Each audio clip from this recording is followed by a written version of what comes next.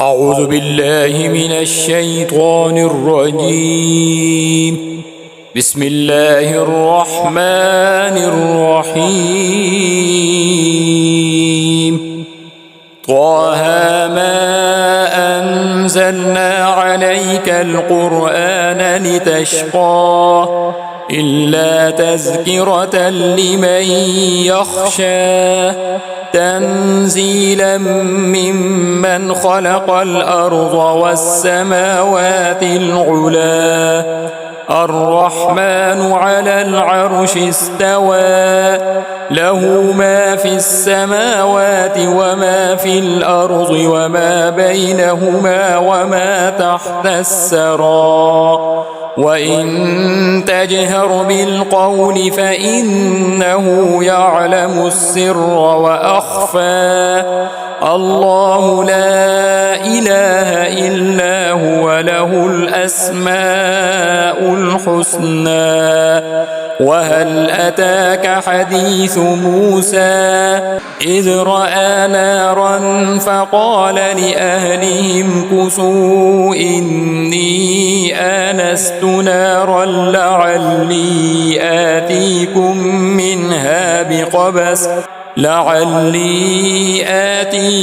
منها بقبس أو أجد على النار هدى فلما أتاها نودي يا موسى إني أنا ربك فاخلع عليك إنك بالواد المقدس طوى وأنا اخترتك فاستمع لما يوحى إنني أنا الله لا إله إلا أنا فاعبدني وأقم الصلاة لذكري إن الساعة آتية أكاد أخفيها لتجزى كل نفس بما تسعى فلا يصدنك عنها من لا يؤمن بها واتبع هواه فتردى وما تلك بيمينك يا موسى قال هي عصاي أتوكأ عليها وأهش بها على غنمي ولي فيها مآرب أخرى قال ألقها يا موسى فألقاها فإذا هي حية تسعى قال خذها ولا تخف سنعيدها سيرتها الأولى وزمم يدك إلى جناحك تخرج بيضاء من غير سوء آية أخرى لنريك من آياتنا الكبرى اذهب إلى فرعون إنه طغى قال رب اشرح لي صدري ويسر لي أمري واحلل عقدة من لساني يفقه قولي واجعل لي وزيرا من أهلي هارون أخي اشدد به أزري وأشركه في أمري كي نسبحك كثيرا ونذكرك كثيرا إنك كنت بنا بصيرا قال قد أوتيت سؤلك يا موسى ولقد مننا عليك مرة أخرى إذ أوحينا إلى أمك ما يوحى أن اقذفيه في التابوت فاقذفيه في اليم فليلقه اليم بالساحل يأخذه عدو لي وعدو له وألقيت عليك محبة مني ولتصنع على عيني إذ تمشي أختك فتقول هل أدلكم على من يكفله فرجعناك إلى أمك كي تقر عينها ولا تحزن وقتلت نفسا فنجيناك من الغم وفتناك فتونا فلبثت سنين في أهل مدين ثم جئت على قدري يا موسى واصطنعتك لنفسي اذهب أنت وأخوك بآياتي ولا تنيا في ذكري اذهبا إلى فرعون إنه طغى فقولا له قولا لينا لعله يتذكر أو يخشى قالا ربنا إننا نخاف أن يفرط علينا أو أن يطغى قال لا تخافا إنني معكما أسمع وأرى فأتياه فقولا إنا رسولا ربك فأرسل معنا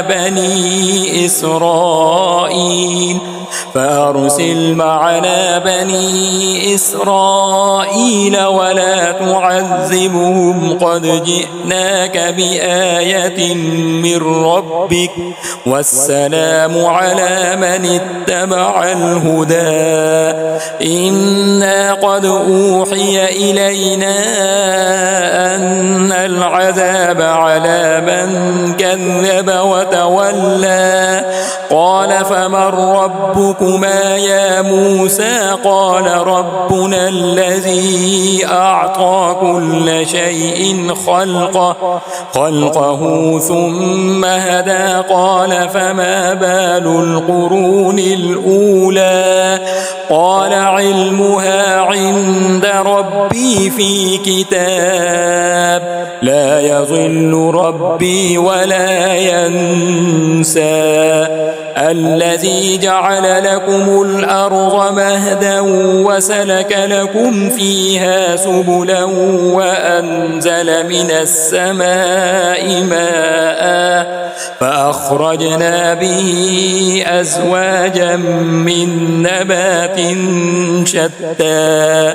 كلوا وارعوا أنعامكم إن في ذلك لآيات لأولي النهى منها خلقناكم وفيها نعيدكم ومنها نخرجكم تارة أخرى ولقد أريناه آياتنا كلها فكذب وأبى قال أجئتنا لتخرجنا من أرضنا بسحرك يا موسى فلنأتينك بسحر مثله فاجعل بيننا وبينك موعدا لا نخلفه نحن ولا أنت مكانا سوى قال موعدكم يوم الزينة وأن يحشر الناس ضحى فتولى فرعون فجمع كيده ثم أتى قال لهم موسى ويلكم لا تفتروا على الله كذبا فيسحتكم بعذاب وقد خاب من افترى فتنازعوا أمرهم بينهم وأسروا النجوى قالوا إن هذان لساحران يريدان أن يخرجاكم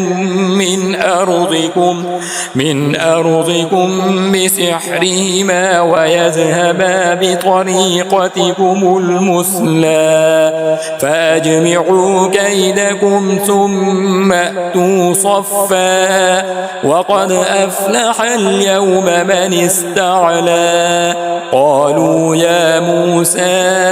إما أن تلقي وإما أن نكون أول من ألقى قال بل ألقوا فإذا حبالهم وعصيهم يخيل إليه من سحرهم أنها تسعى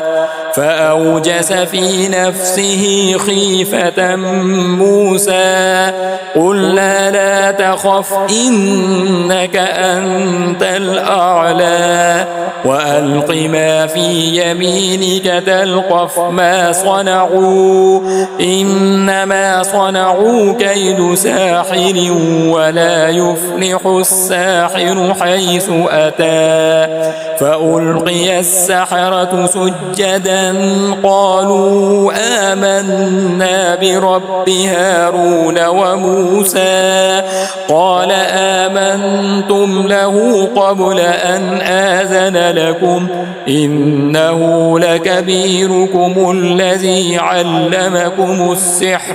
فلأقطعن أيديكم وأرجلكم من خلاف ولأصلبنكم في جذوع النخل ولتعلمن أينا أشد عذابا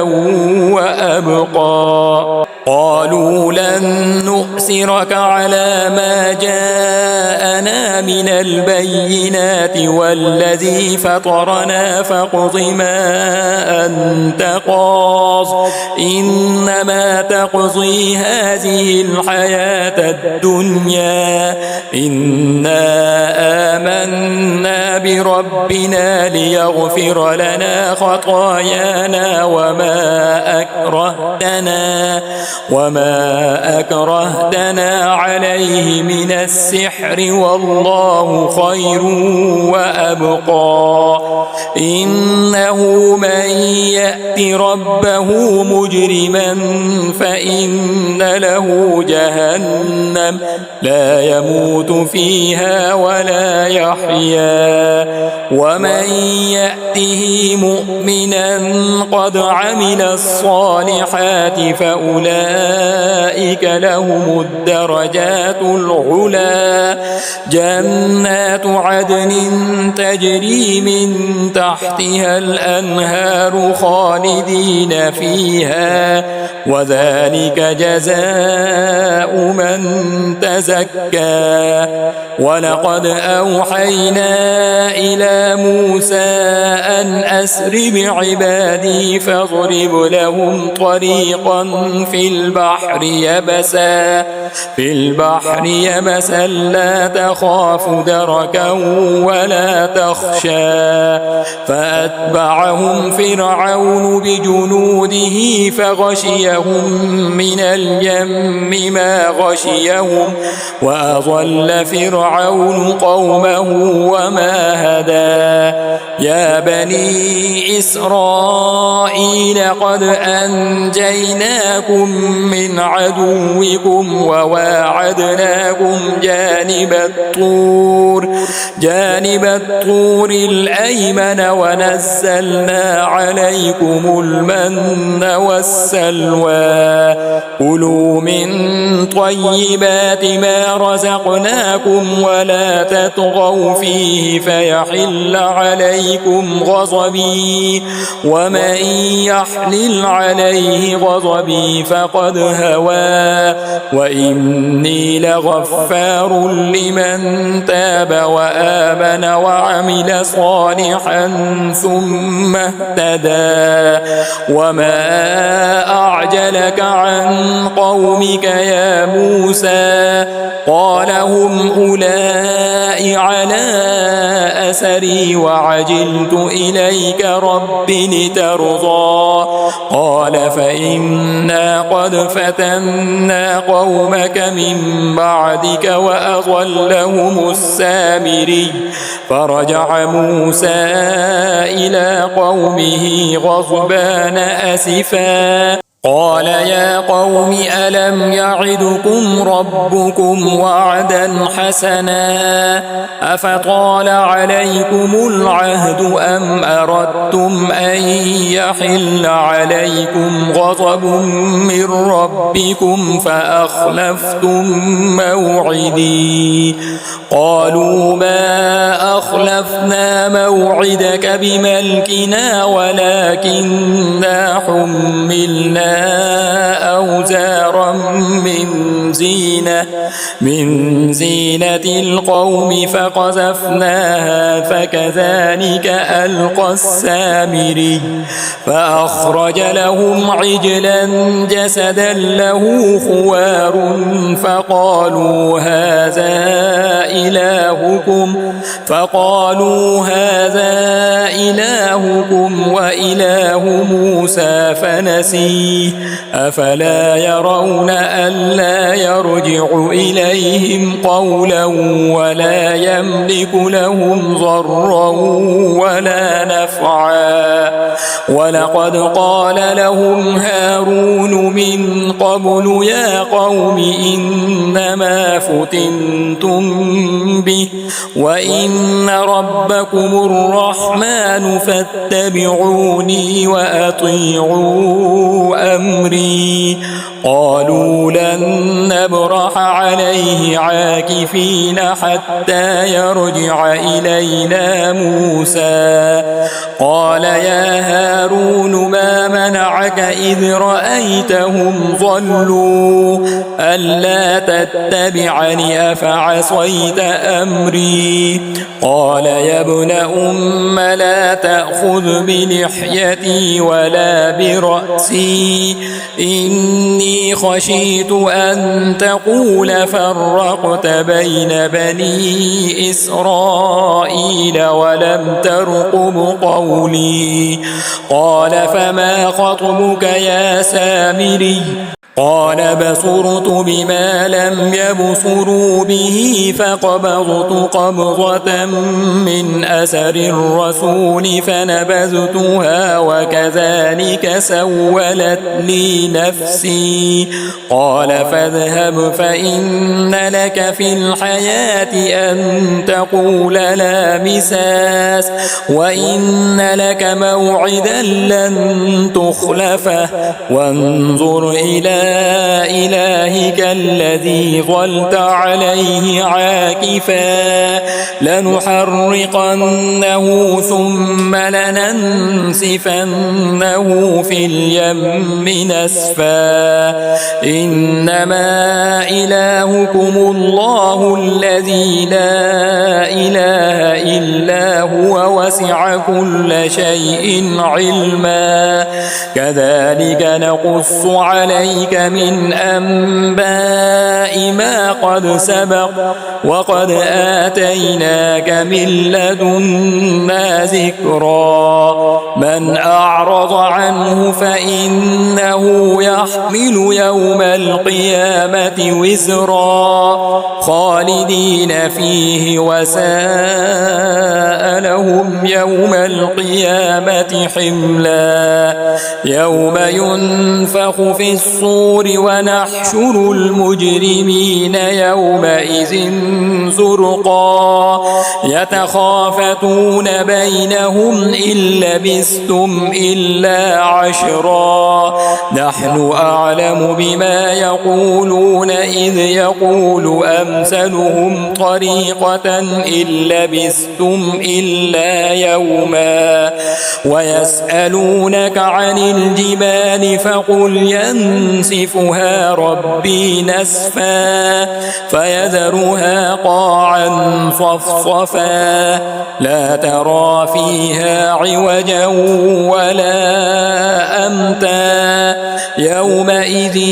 يتبعون الداعي لا عوج له وخشعت الأصوات للرحمن فلا تسمع إلا همسا يومئذ لا تنفع الشفاعة إلا من أذن له الرحمن ورضي له قولا يعلم ما بين أيديهم وما خلفهم ولا يحيطون به علما وعنت الوجوه للحي القيوم وقد خاب من حمل ظلما ومن يعمل من الصالحات وهو مؤمن فلا يخاف ظلما ولا هضما وكذلك أنزلناه قرآنا عربيا وصرفنا فيه من الوعيد لعلهم يتقون أو يحدث لهم ذكرا فتعالى الله الملك الحق ولا تعجل بالقرآن من قبل أن يقضى إليك وحيه وقل رب زدني علما ولقد عهدنا إلى آدم من قبل فنسي ولم نجد له عزما وإذ قلنا للملائكة اسجدوا لآدم فسجدوا إلا إبليس أبى فقلنا يا آدم إن هذا عدو لك ولزوجك فلا يخرجنكما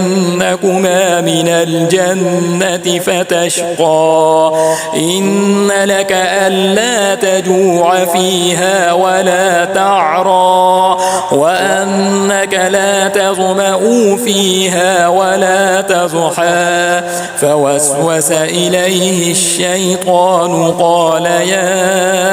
آدم هل أدلك على شجرة الخلد وملك لا يبلى فأكلا منها فبدت لهما سوآتهما وطفقا يخصفان عليهما من ورق الجنة وعصى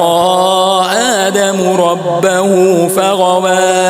ثم اجتباه ربه فتاب عليه وهدى قال اهبطا منها جميعا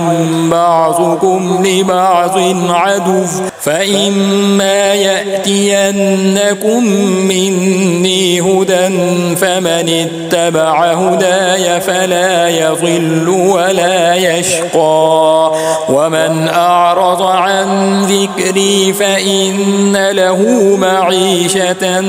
ضنقا ونحشره يوم القيامة أعمى قال رب لم حشرتني أعمى وقد كنت بصيرا قال كذلك أتتك آياتنا فنسيتها وكذلك اليوم تنسى وكذلك نجزي من أسرف ولم يؤمن بآيات ربه ولعذاب الآخرة أشد وأبقى أفلم يهد لهم كم أهلكنا قبلهم من القرون يمشون في مساكنهم إن في ذلك لآيات لأولي النهى ولولا كلمة سبقت من ربك لكان لزاما وأجل مسمى فاصبر على ما يقولون وسبح بحمد ربك قبل طلوع الشمس وقبل غروبها ومن آناء الليل فسبح وأطراف النهار لعلك ترضى ولا تمدن عينيك إلى ما متعنا به أزواجا منهم زهرة الحياة الدنيا لنفتنهم فيه ورزق ربك خير وأبقى وأمر أهلك بالصلاة واصطبر عليها لا نسألك رزقا نحن نرزقك والعاقبة للتقوى وقالوا لولا يأتينا بآية من ربه أولم تأتهم بينة ما في الصحف الأولى ولو أنا أهلكناهم بعذاب من قبله لقالوا ربنا لولا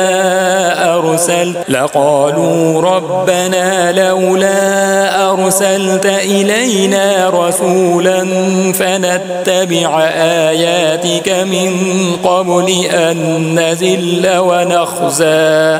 قل كل متربص فتربصوا فستعلمون من أصحاب الصراط السوي ومن اهتدى.